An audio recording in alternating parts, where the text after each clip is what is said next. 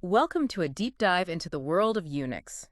Now, this is a topic that, often sparks some pretty strong opinions. Yeah. And today we're going to be exploring it through a rather unique lens, I guess you could say. Right. A book called the UNIX-HATERS Handbook. Oh, I love that book. As you can probably guess from the title. Yes. This book offers a pretty, Yeah. let's just say, Passionate. perspective on Unix. They don't hold back. Collecting essays and anecdotes Yeah. from those who have, well, a bone to pick with it. Yeah. It's safe to say that Yeah. they have some critiques. But while the book definitely presents a particular viewpoint, Sure. it also offers valuable insights, I think, into Yeah. the history, design philosophies, and quirks Mm-hmm. that make Unix such a polarizing force Right. in the computing world. It really is. So we're going to be uncovering those insights together, exploring the good, Yeah. the bad, and the downright ugly Uh-huh. of this operating system that, love it or hate it, has shaped the digital landscape as we know it. And you might be surprised by what we uncover. Oh, It's like, yeah. did you know that the very foundation of Unix can be traced back to a programmer's desire for a better gaming experience? Wait, really? Oh, absolutely. Oh. Back in the late 60s Okay. at Bell Labs, Yeah. Ken Thompson, one of Unix's creators, Uh-huh. was looking for a more efficient way to play a video game called space travel. Wow. And from that seemingly trivial pursuit, Uh-huh. Unix was born. So the operating system that powers countless servers and devices worldwide I know. owes its existence to a video game. Pretty much. That's quite a legacy. Yeah. But the book goes even further, comparing Unix to a virus. Yes. The world's first computer virus, to be precise. Oh, wow. And while that might sound extreme, Okay. the authors actually make a compelling case. Okay. Think about it. Yeah. Unix started small, spread rapidly, and adapted to different environments, much like a virus does. Oh, interesting. Yeah. So that viral nature you're saying is woven into the very fabric of Unix's design. Precisely. Yeah. Early constraints on computing resources Mm-hmm. forced developers to prioritize smallness and simplicity above all else. Yeah. This led to a toolkit approach where individual tools are small and designed for a single purpose, Interesting. much like building blocks. Yeah. Now, while this can be powerful, Uh-huh. it also means that you have to string these tools together Yeah. to achieve anything complex, Okay. which can be both challenging and prone to errors. So instead of a grand unified system, Right. Unix is more like a collection of interconnected parts. That's the idea. Yeah. And the book argues that this approach, Uh-huh. while effective in some ways, has also led to many of Unix's shortcomings. And they do not. No. They don't mince words. Not at all. When they lay out those They shortcomings. call modern Unix a catastrophe. Yeah, they do. They Catastrophe. criticize its reliability. Call its user interface unintuitive. Yeah. And even claim it's hindering progress in computer science Oh. to understand their perspective. Oh. We need to kind of delve into some of the specific issues they raise. Okay, yeah. One of their main targets is the infamous man pages. Oh. Unix documentation system. Man pages. Yeah. Aren't those supposed to help you understand how to use different commands and tools? In theory, yes. Yeah. But in practice, Hmm. they're notoriously terse, Yeah. often leaving users more confused than enlightened. Yeah. The book describes them as Uh-huh. more akin to bug reports than user guides. Yeah, I've had my share of struggles with man pages. Right. It often feels like they're written for people who already know how to use the command they're trying to explain. Exactly. Yeah. And that lack of user-friendliness is a Yeah. recurring theme throughout the book. Yeah. Another major criticism Okay. is Unix's approach to error handling, Okay. or rather, the lack thereof. So if something goes wrong, Right. Doesn't tell you. doesn't tell you. Often, yes. Okay. Unix is notorious for silently failing Right. overwriting files Yeah.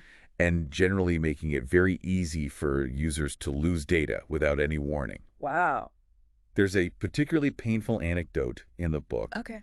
about a user who accidentally ran the indent command, Okay. which is meant for formatting code Yeah. on an executable file. Oh, I can see where this is going. Unix, in its infinite wisdom, Right. decided to helpfully overwrite the executable file with the indented version, Oh, no. corrupting it beyond repair. Wow. The user lost 20 hours of work. Ouch. Yes. That kind of highlights a point I think the book makes repeatedly. Unix often assumes a level of expertise Right. that most users simply don't possess. Right, and this leads to frustration, errors, and sometimes, as we've seen, even data loss. Wow. But perhaps one of the most dramatic examples of this is what the book calls the mail disaster of 1991. This sounds serious. It was... But it happened. Okay, so picture this. Okay. Apple Computer. Thousands of employees. Yeah. A single malformed email enters the system. Okay. And chaos ensues. A single email brought down their entire system. How is that even possible? The culprit was SendMail. Okay. A program for handling email that was, and in some cases still is, widely used in Unix systems. Okay. Now, SendMail is notoriously complex and prone to issues. Right. In this case. Yeah. That one malformed email triggered cascading errors. Wow. Causing SendMail on countless servers to bombard Apple systems with thousands upon thousands of error messages. So it was like a digital denial of service attack, but triggered accidentally. Exactly. Wow. The system administrator responsible for cleaning up this mess spent days trying to restore order. Right. Fielding calls from confused postmasters all over the world. Wow. It's a perfect illustration of how a seemingly small problem in Unix can spiral out of control and have massive consequences. Yeah, it definitely paints a picture of Unix as a system that requires constant vigilance and a deep understanding of its inner workings to manage effectively. You got it. But before we get too deep into the weeds of Unix's complexities, I want to take a step back and talk about something you mentioned earlier. Okay. The toolkit approach to design. Right. The book seems to argue that this approach, while powerful in theory, has also led to many of Unix's usability issues. It's a bit of a double-edged sword. On the one hand, having a collection of small single-purpose tools can be very flexible. You can combine them in countless ways to achieve specific tasks.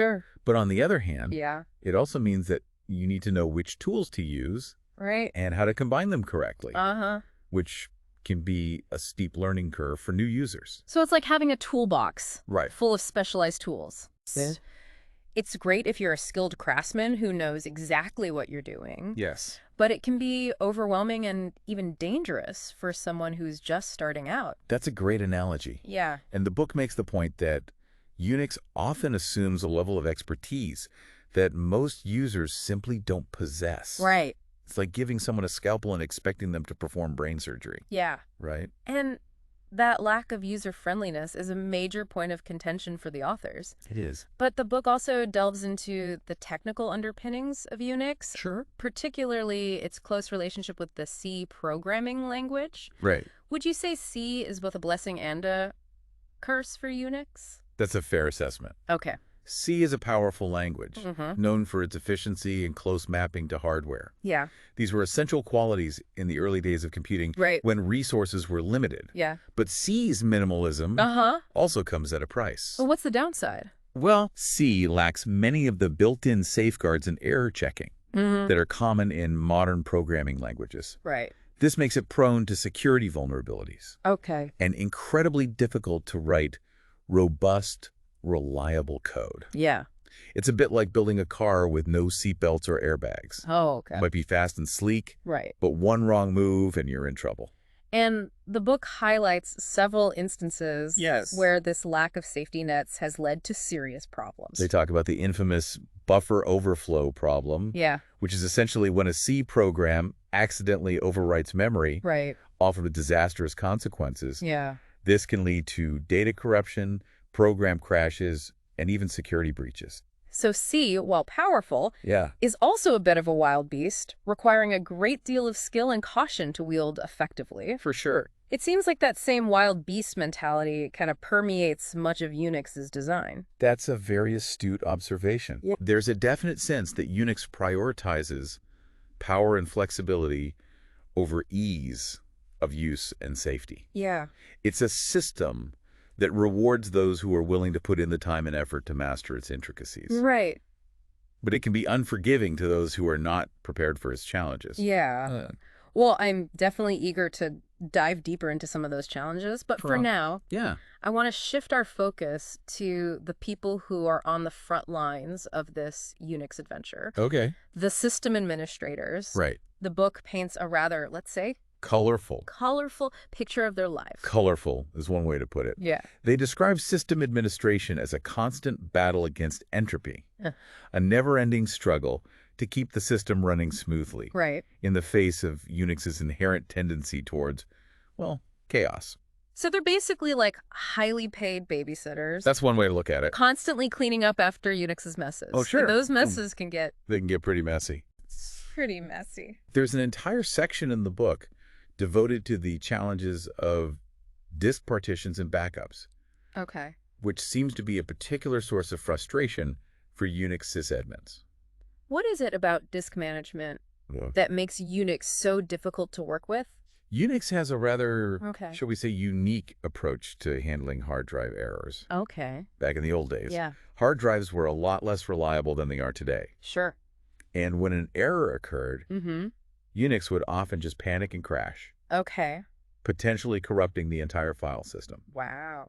So to mitigate this risk, sysadmins would divide the disk into multiple smaller partitions. So if one part of the disk fails, the rest might survive. Exactly. Okay. But the problem is that Unix often considered an entire disk unusable, if even a small portion of it had an error. That seems incredibly wasteful. It is. Yeah. It's like throwing away a whole loaf of bread because one slice has a bit of mold on it. Right. It feels like we're starting to see a pattern here. Unix demanding perfection from its hardware. Yes. While often falling short itself. You're definitely picking up on a key theme. Yeah. And this pattern extends beyond disk management. Okay. There's also the infamous world of Unix configuration files. Configuration files, what are those? Essentially, they're text files that control various aspects of how the Unix system operates. Okay. The problem is, there are tons of these files, each with its own unique syntax and a knack for causing havoc. Right. If even a single character is out of place. So not exactly user-friendly then? Not even admin-friendly. No, wow. The book describes these files as a kind of job security for sysadmins. Right. Because only they possess the arcane knowledge to decipher their cryptic contents and navigate their potential pitfalls. Okay. It's like having to learn a secret language just to keep the system running. It definitely sounds like Unix system administration requires a unique blend of technical skill, patience, and a high tolerance for frustration. It does. But let's move on to another notorious aspect of Unix. Go. NFS, the network file system. Ah, yes. The book lovingly refers to it as the nightmare file system. And with good reason. Okay, so where does the nightmare come in? Yeah. NFS relies on these things called magic cookies to identify files and directories on the server. Magic cookies? Like something out of a fairy tale? Not quite. Okay. They're basically unique identifiers. Okay. But the problem is that NFS, despite being touted as stateless, actually relies on a whole bunch of hacks and workarounds behind the scenes to maintain some semblance of consistency. So it's not really stateless at all? Nope. Okay. And that leads to all sorts of fun issues like data corruption, files vanishing into thin air, and clients freezing up for no apparent reason. Wow. And let's not forget about security. Right. Or the lack thereof. Right. Speaking of security, the book makes a rather bold claim that a truly secure Unix system is one that's turned off. While there's definitely some hyperbole there. Okay. The authors do raise some valid concerns about Unix's security model. Okay. Remember the super user or a root? The account with all the power. Exactly. Yeah. Well, on a networked system like NFS, if someone gains root access to one machine, they essentially have the keys to the kingdom. Oh, wow. They can access and modify anything on the entire network. Yikes. Yes. That doesn't sound good at all. Not at all. Are there any real-world examples of how bad this can get? The book mentions a vulnerability in a program called MoveMail, which was designed to, well, move email messages from one directory to another. Right. Seems harmless enough. Yes. But because it was installed with something called SUID root, meaning it ran with root privileges, a flaw in the code allowed hackers to gain full control of the system. Oh. And this wasn't just a theoretical threat. This vulnerability was actually exploited to break into military computers.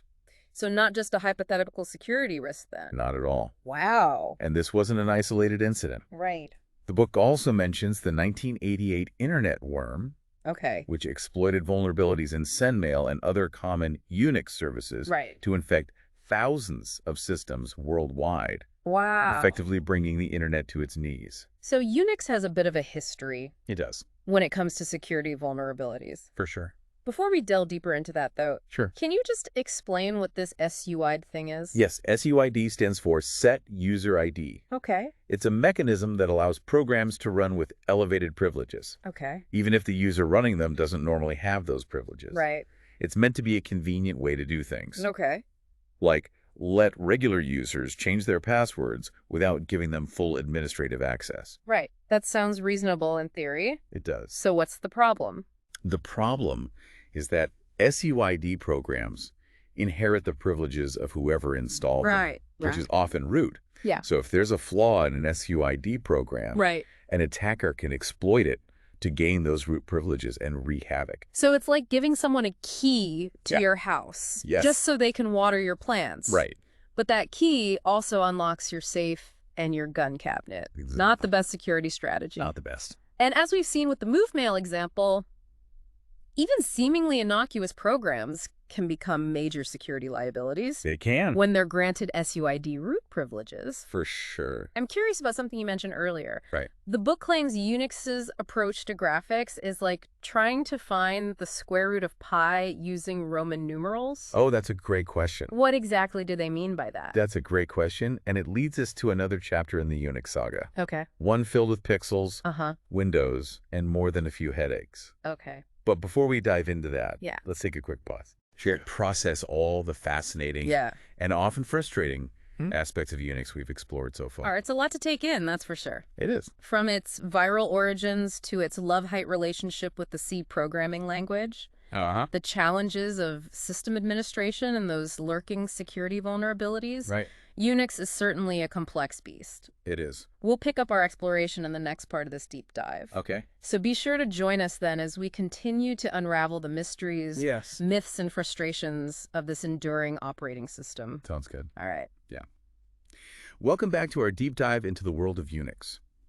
Before the break, we were about to explore Unix's approach to graphics. Right, or rather, the lack thereof. Yeah. The book describes it as a hodgepodge of half-implemented hacks. Yeah. And even compares it to trying to find the square root of pi using Roman numerals. Yeah, it's a colorful way of putting it. Yeah. But it captures the essence of the issue. Okay. Unix was born in an era of text-based terminals, right?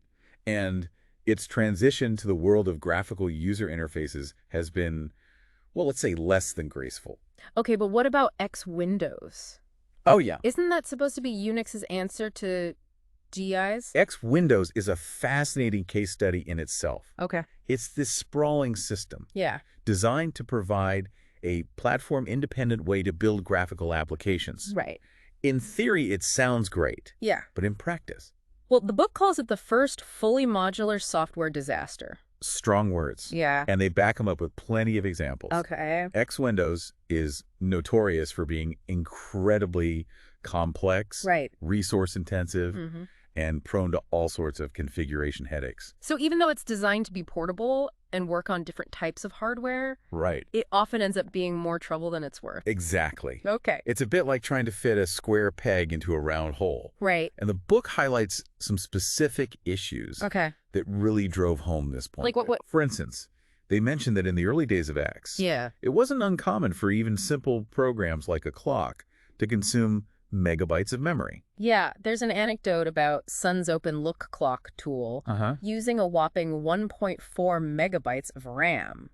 That's a lot. To put that into perspective, that's more memory than many early computers had in total. Precisely. Yeah. It's a perfect example of how X Windows often felt like overkill, even for basic tasks. Right. And the issues extend beyond just resource consumption. Okay. There's also the problem of device independence, or rather, the lack thereof. But isn't X Windows supposed to be device independent? It is, in theory. Yeah. The idea is that applications should run seamlessly on different types of displays, regardless of their resolution or aspect ratio. Right. But in reality, X often requires a lot of tweaking and adjustments to work properly on different hardware. Okay. The book compares it to a virus. It might be portable, Okay. but can also leave a trail of destruction in its wake. And it seems like color management was another area where X Windows struggled. Oh, absolutely. Okay. X's handling of color was notoriously complex and inconsistent. Yeah. Applications often had to make assumptions about the capabilities of the display, which could lead to all sorts of unexpected results. Like what? From colors not displaying correctly to programs crashing altogether. Wow. Yeah. The book also mentions the complexities of font management in X Windows. Oh, yeah. Describing it as a convoluted system of font servers and configuration files. It really was. Yeah. Even something as simple as changing the default font could feel like a major undertaking. Right, and all of these issues. Right. The resource consumption, the device dependencies, the color management headaches point to a larger problem with X Windows. They do. It's a symptom of that worse is better philosophy that the book criticizes throughout. Instead of striving for a well-designed integrated solution, X Windows often felt like a patchwork of quick fixes and workarounds. Okay. Prioritizing speed and flexibility over usability and robustness. And it seems like this approach ultimately led to a system Right. that was fundamentally flawed and difficult to use effectively. Exactly. It's a cautionary tale about the dangers of prioritizing expediency over thoughtful design. I want to shift gears a bit and talk about Usenet, which the book describes as anarchy through growth. It seems like there's a connection they're drawing between Usenet and Unix itself. That's right. Okay. Both Unix and Usenet emerged in a time when computing resources were scarce and the internet was in its infancy. Right. And both were built on this idea of decentralization and user empowerment. So they were designed to be open and flexible, allowing users to connect and share information without a lot of central control. Exactly. Okay. And while this openness had its benefits, it also came with a price. Okay. Usenet, like Unix, was built on the assumption that users should be responsible for their own actions. Okay. And that the system itself should be as minimal as possible. So no hand-holding or safety nets? Very little. Okay. And this led to a culture that, looking back, feels almost like the Wild West of the internet. Right. Flame wars were common, personal attacks were rampant, and moderation was practically non-existent. The book calls Usenet a net of a million lies. Oh, yeah. Highlighting how easily rumors and misinformation could spread. Right. It sounds like a very different online experience than what we're used to today. It was. Yeah. But it was also a time of incredible innovation and creativity. Okay. Remember, this was before the World Wide Web. Right. Before social media. Before the modern internet as we know it. Right. Many of the ideas and technologies that we take for granted today, like email, online forums, and even the concept of a blog, have their roots in Usenet. So it was a bit of a mixed bag. A breeding ground for both brilliant ideas and not so brilliant behavior. Exactly. It was a reflection of the early internet itself. Right. Chaotic, unpredictable, and full of potential. Yeah. And the book captures this duality perfectly, highlighting both the excitement and the frustrations of participating in this early online community. There's a particularly amusing section in the book called 7 Stages of a Usenet Poster, which outlines the typical progression of a new user. Yes. From wide-eyed newbie to jaded cynic. It's hilarious and surprisingly accurate. Yeah. It starts with the newcomer, full of enthusiasm, eager to connect with others and share their thoughts with the world. Right. Then comes the disillusionment. Okay. As they encounter their first flame war. Right. Or realize that not everyone online is as friendly and welcoming as they might have hoped. Right, and that often leads to anger. Yes. As they get drawn into heated arguments. And eventually they reach a point of apathy, realizing that it's all just a giant echo chamber where nothing they say or do will really make a difference. A cynical view, perhaps. But one that many Usenet veterans could relate to. Right. It's a reminder that even in the early days of the internet, people were grappling with many of the same issues that we face today. Right. Trolling, misinformation, and the challenges of building meaningful online communities. Yeah. It's fascinating to see how those themes from the early internet are still relevant today. They are. But before we get too lost in nostalgia, Sure. I want to circle back to Unix itself. Okay. The book touches upon the military's influence on the development of Unix, which is a connection I hadn't really considered before. It's a significant aspect of Unix's history. Okay. Remember, Unix was developed with funding from the U.S. Department of Defense. Right. And it was widely adopted by the military in the 1970s and 1980s. So you could argue that Unix was shaped, at least in part, by the needs and priorities of the military. Absolutely. Okay. And the book points out that this influence can be seen in Unix's emphasis on security, networking, and multi-user capabilities. Right. Features that were essential for military applications. Okay. But wasn't Unix also plagued by security vulnerabilities? Yes, it was. Especially in its early days. It was. The book highlights some notorious examples like the MoveMail vulnerability we discussed earlier, which allowed hackers to infiltrate military computers. Right. They also mentioned the 1988 Internet worm, which exploited weaknesses in Unix systems to spread rapidly across the Internet, causing widespread disruption, including at many military installations. So it seems like a bit of a paradox. It is. This system designed for security also being susceptible to major security breaches. It highlights the inherent tension in Unix's design. Okay. The balance between openness and security. Right. By prioritizing flexibility and user empowerment. Yeah. Unix also created opportunities for exploitation. Oh, okay. It's a reminder that no system is perfect. Right.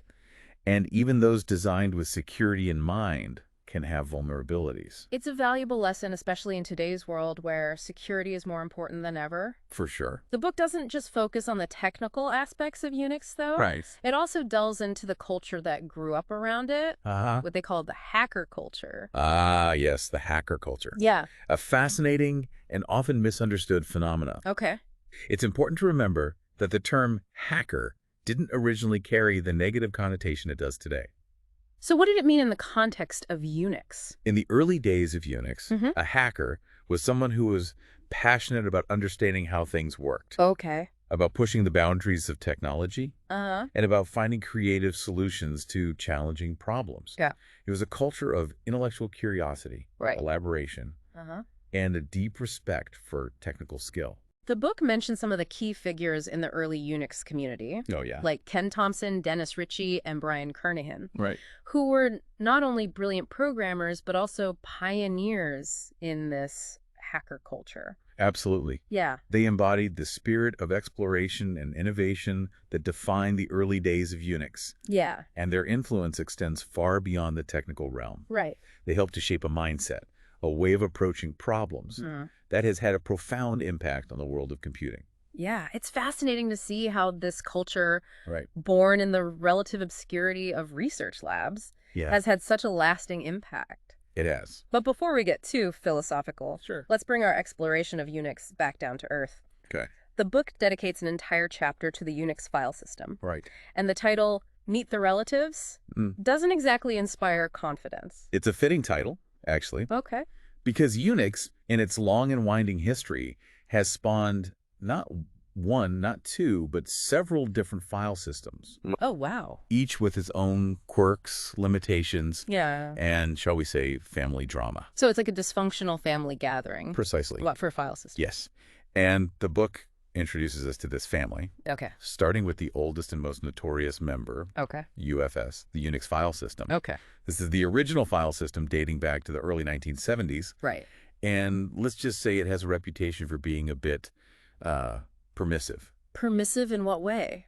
Well, UFS allows you to use practically any character you can imagine in a file name. Oh, wow. Including spaces, punctuation marks, and even unprintable characters. That doesn't sound very practical. It wasn't. No. It made working with files a nightmare. Yeah? Imagine trying to manage files with names like 1992 sales report personnel file, Vern, Jules. Oh my gosh. R27005MFBGKW0.CP. Those are some truly user-unfriendly file names. They are. Yeah, but it gets worse, right? It does. UFS also imposed a 14-character limit on file names. Right.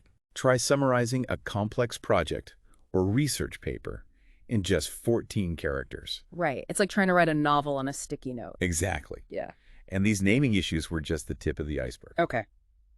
UFS had a number of other design flaws that could lead to data loss, corruption, and general frustration. Such as? Well, for starters, it didn't support file types. Okay. So there's no way to tell what kind of file you're dealing with just by looking at its name. Right. You have to rely on file extensions. Right. Which can be easily changed or removed, yeah, making it a guessing game. That seems like a pretty basic feature to leave out. You'd think so. Yeah. But the designers of UFS didn't see it as necessary. Okay. And then there's the issue of record lengths. Okay. Or rather, the lack of support for them. Right. This could cause all sorts of problems when working with databases or other data formats that relied on fixed-length records. So it was essentially up to the programmer to make sure everything was formatted correctly? Yes. And if they made a mistake? Chaos. Data could be corrupted, files could become unreadable. Wow. Programs could crash unexpectedly. It was a recipe for disaster. It sounds like UFS was just asking for trouble. It was. But what about the other file systems that Unix spawned? Right. Were any of them any better?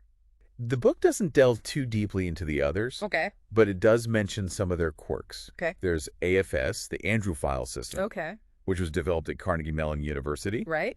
It focused on security and scalability.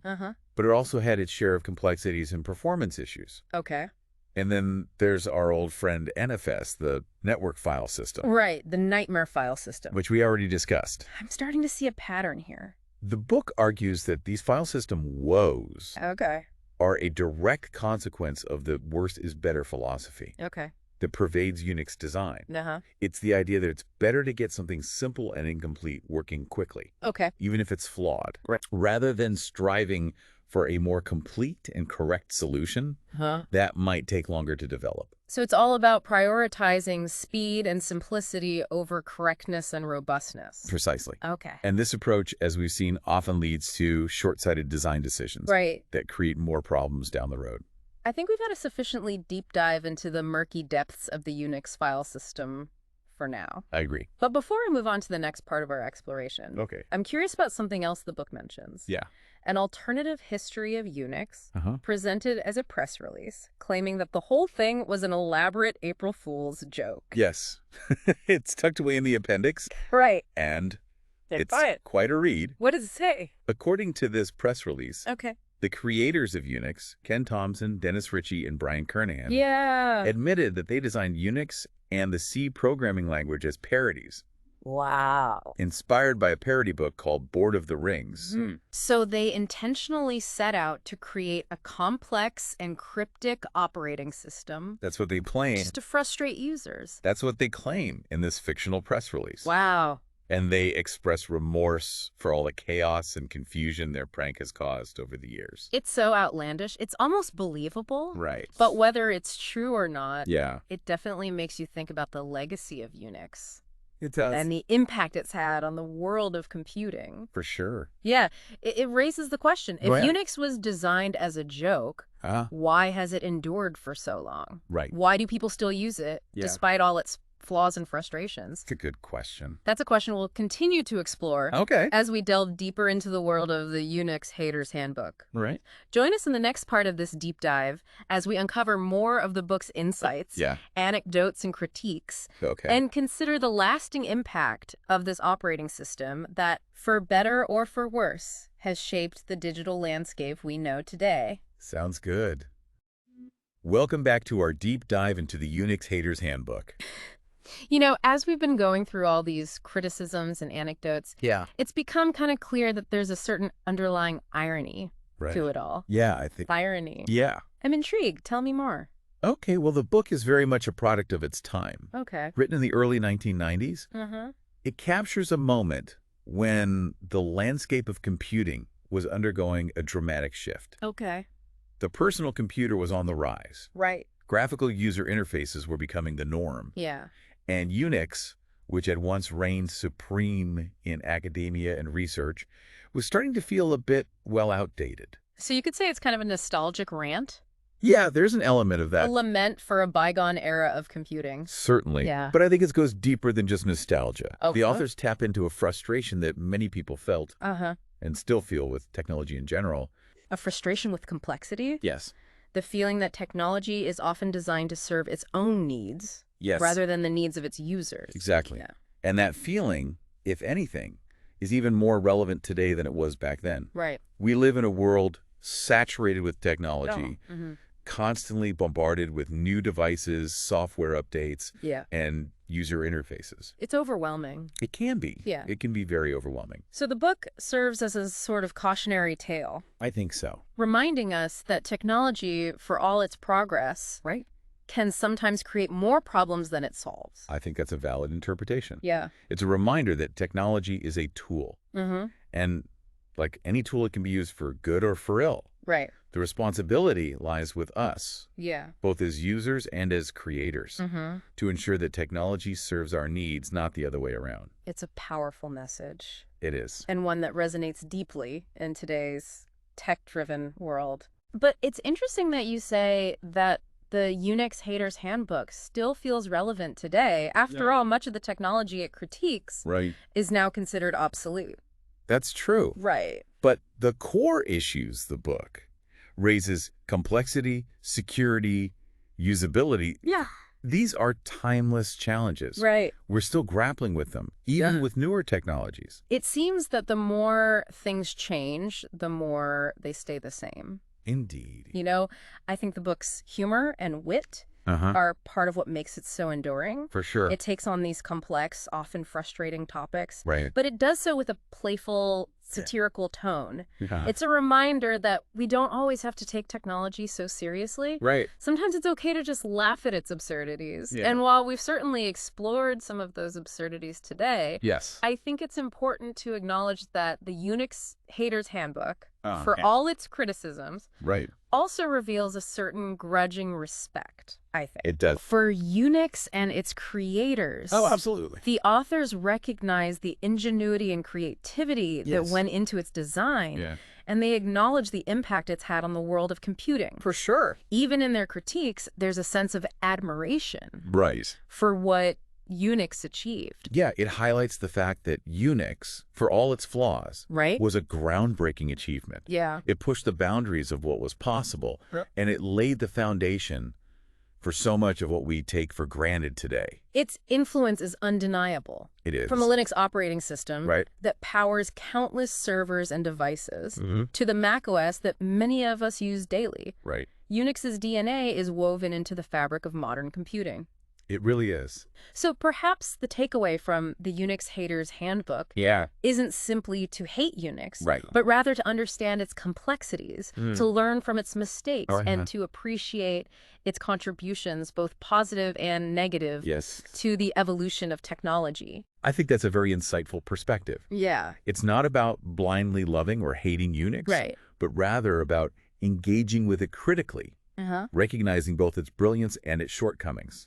And ultimately, that's what we've tried to do in this deep dive. I think so. We've explored the good, the bad, and the ugly of Unix. We have. Delving into its history, Yes. its design philosophy, and in its impact on the world. We've examined its strengths and its weaknesses, its triumphs and its failures. Yeah. And I hope we've provided you with more nuanced understanding of this complex and often contradictory operating system. As we wrap up this deep dive, I want to leave you with one final thought. Okay. While the book we've been discussing is called the UNIX-HATERS Handbook, it's sparked a question in my mind. Are there Unix lovers out there? That's an intriguing question. Yeah. And if so, what is it about this often frustrating and complex operating system that they find so appealing? What is it about Unix that inspires such devotion in some, even while others find it utterly infuriating? Perhaps that's a topic for a future deep dive. But for now, I think we've had our fill of Unix. Indeed, it's been a fascinating journey. It has. But even the most dedicated explorers need a break from the digital wilderness now and then. Well said. And on that note, we'll leave you to your own explorations. Until next time, happy hacking. And may your code be elegant, your system stable, and your encounters with Unix, whether you love it or hate it, always enlightening.